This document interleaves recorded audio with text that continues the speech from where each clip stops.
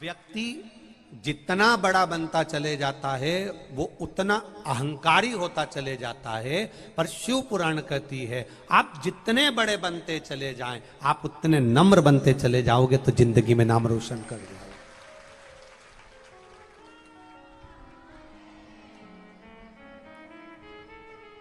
33 कोटि देवता हैं, पर उन देवों में भी देव एक महादेव है। देवताओं का भी देवता है वो। इंद्र भी उनकी पूजन करते हैं, गरुण भी उनकी पूजन करते हैं, वरुण भी उनकी पूजन करते हैं, भगवान नारायण भी उनकी पूजन करते हैं, राम कृष्ण भी उनकी पूजन करते हैं, माता लक्ष्मी भी जिनकी पूजन कर रही है, अष्ट सिद्धियां जिनकी पूजन कर रही है, गणेश जी जिनकी पूजन कर रहे हैं, हनुमान जी जिनकी पूजन कर रहे हैं।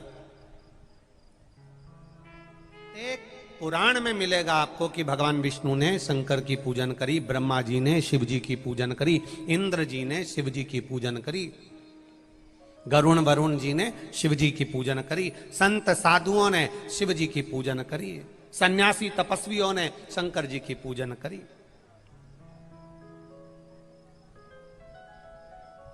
सारे देव हैं, पर उन देवों का भी जो देव है, जिनकी देवता भी पूजन करते हैं, वो केवल एक है, और वो देव अधिदेव महापुराण की कथा तो एक ही बात कहती है।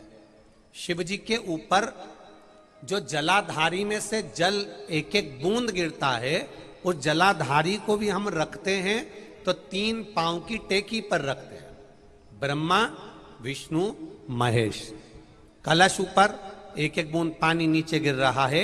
ये 3 पांव की टेकी के ऊपर जो कलश रखा है, जिसमें से एक एक बूंद पानी गिर रहा है, ये 3 पांव की टेकी हमको बता रही है कि ब्रह्मा विष्णु और महेश एक एक बूंद पानी गिर रहा है, मतलब ये तीनों एक हैं, इनमें कोई विभाजन नहीं। लोग कहेंगे एक लोटा जल चढ़ाने से क्या होता है, जल पीने से क्या होता है। एक बेलपत्री में ऐसा क्या है जो दुनिया के दुख हर ले?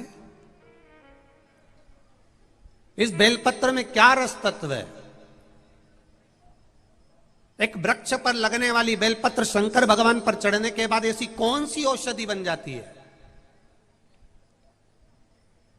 पर औषधि भी उसी के लिए बनती है जिसका कथा पर और महादेव पर विश्वास पक्का हो, भरोसा पक्का हो। पत्नी कह रही है बेलपत्र खाओ, शुगर लेवल में आ जाएगी, बीपी लेवल में आ जाएगा, खाओ तो सरी, खाओ तो सरी। डॉक्टर कह देगा 50,000 रुपए की जांच करा देगा, 25,000 1 लाख रुपया लगा देगा, और 25-50 हजार रुपए लगाकर 5-5 हजार की दवाई खाएगा ना, तब उसको संतुष्टि होगी। फ्री में अगर बेलपत्र मिल जाती है ना, तो लोग इसका मोल तत्व नहीं समझते। जो पैसे से मिलता है ना, तो लोगों को अच्छा लगता है कि मैं दवाई खाऊंगा ना तो फायदा होगा, औषधि खाऊंगा ना तो फायदा होगा। बेलपत्र से फायदा नहीं होगा।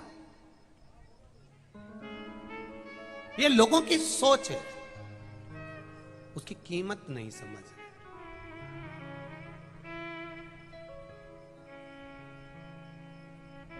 महाराज, एक बेलपत्र में क्या बल हो सकता है, ये तो शिव ही जान सकता है।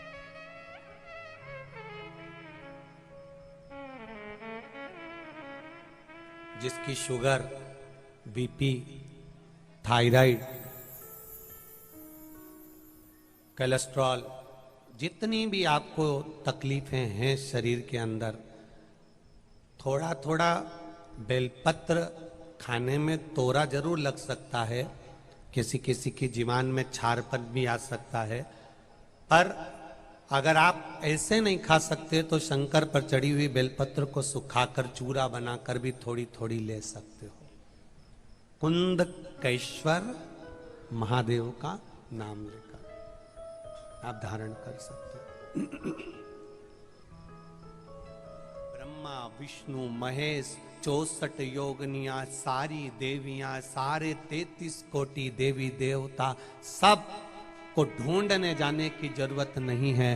सारे देवी देवताओं को अगर एक जगह पर पाना है तो शिवलिंग पर जल चढ़ाना चालू कर दो, सारे देवताओं की पूजन चालू हो जाएगी।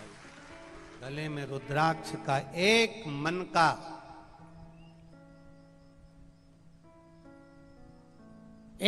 का रुद्राक्ष का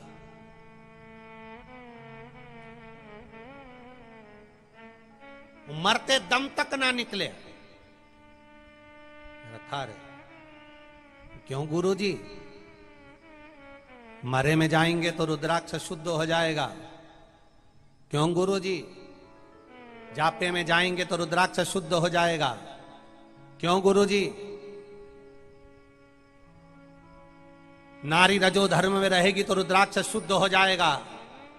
घर में बहू छोटा सा बच्चा है, उस बच्चे की गंदगी साफ करती है या बच्चे की गंदगी को धोती है तो घर की बहू क्या बार बार स्नान करती है? जरा बताइएगा। नहीं करती। क्यों?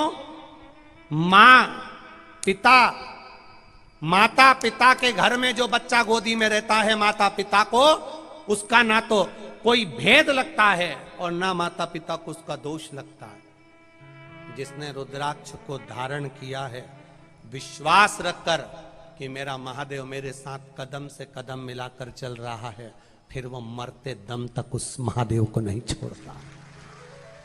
शिव कथा कह रहे। आगे वर्णन आया, मंथन किया गया और उस मंथन में जो प्रथम में निकली है वो गौ माता निकली, जिससे शंकर भगवान को विष मिलेगा और वो विष पिएंगे, कंठ जलेगा। विष की जलन को गौ माता का दूध रोक सकता है। गाय का दूध शिव जी को चढ़ाना, एक बूंद भी चढ़े बहुत है। यहां शिव महापुराण में ये कहीं नहीं लिखा कि 5 लीटर दूध चढ़ाओ, कि आधा लीटर चढ़ाओ, कि 1 लीटर चढ़ाओ, 5 किलो चढ़ाओ, कि 10 किलो चढ़ाओ, कि 50 किलो चढ़ाओ। शिव महापुराण में एक भी जगह नहीं लिखा। शिव महापुराण में तो इतना लिखा है कि शंकर भगवान के कंठ की जलन को शांत करने के लिए जया जो 5 गौ माता प्रकट हुई, सुरभि, सुशीला, बहुला, ये जो 5 गौ माता प्रकट हुई थी, इनके दूध से उनको अभिषेक किया गया, जिससे उनके कंठ की जलन समाप्त हुई। कंठ की जलन से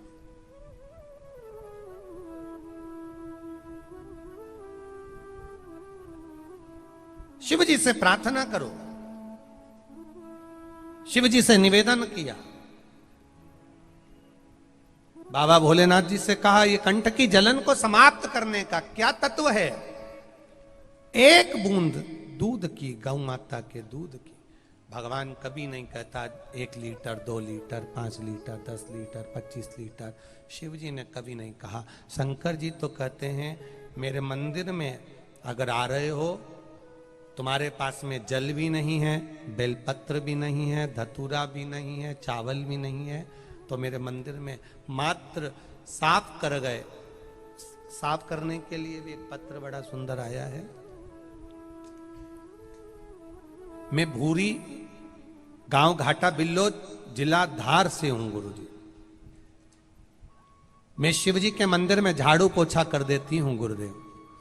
मेरे पति को 8,000 रुपए की नौकरी थी मात्र। गुरुजी, मंदिर में जाती, झाड़ू पोछा कर दी, बाबा से बस कुछ नहीं मांगती, इतना जरूर कहती कि हम सबका पेट भरते रहना बाबा। बाबा की कृपा, घाटा बिल्लोद के शिव मंदिर में जाकर झाड़ू पोछा का जो क्रम चालू करा गुरुदेव, उसका कृपा ऐसी हुई, पति की 8,000 की नौकरी थी और एक सोमवार से एक सोमवार तक मैंने केवल कार्य किया और बाबा ने मेरा हाथ पकड़कर पति को 18,000 रुपए की नौकरी प्रदान कर दी। मैं शिव जी को धन्यवाद देती। जो नारी, जो स्त्री शादी के बाद मांग में सिंदूर भर लेती है, गले में मंगलसूत्र पहन लेती है, हाथ में चूड़ी पहन लेती है, पाँव में बिछुड़ी पहन लेती है, पाँव में पायल पहन लेती है, गले में मंगलसूत्र, हाथ में चूड़ी, पाँव में पायल,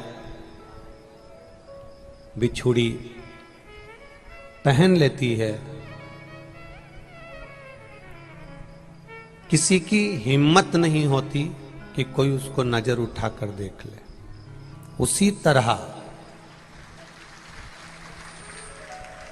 जो गले में रुद्राक्ष की माला पहन लेता है, एक रुद्राक्ष गले के अंदर धारण कर लेता है या तुलसी की माला पहन लेता है, तो यमराज की भी हिम्मत नहीं होती कि उस भक्त पर निगाह डाल।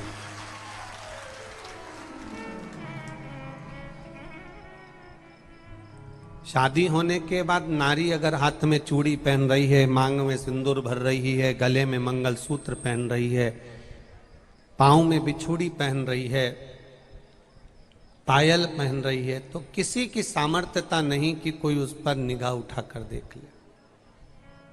आप गले में अगर रुद्राक्ष पहन रहे हो, आप गले में अगर रुद्राक्ष धारण कर रहे हो, आप गले में तुलसी की माला धारण कर रहे हो, तो यमदूतों की भी सामर्थ्यता नहीं है कि वो आप पर निगाह उठाकर देख लें, क्योंकि वो जानते हैं कि ये शिव का भक्त है, ये राम का भक्त है, ये कृष्ण का भक्त है, ये नारायण का भक्त है।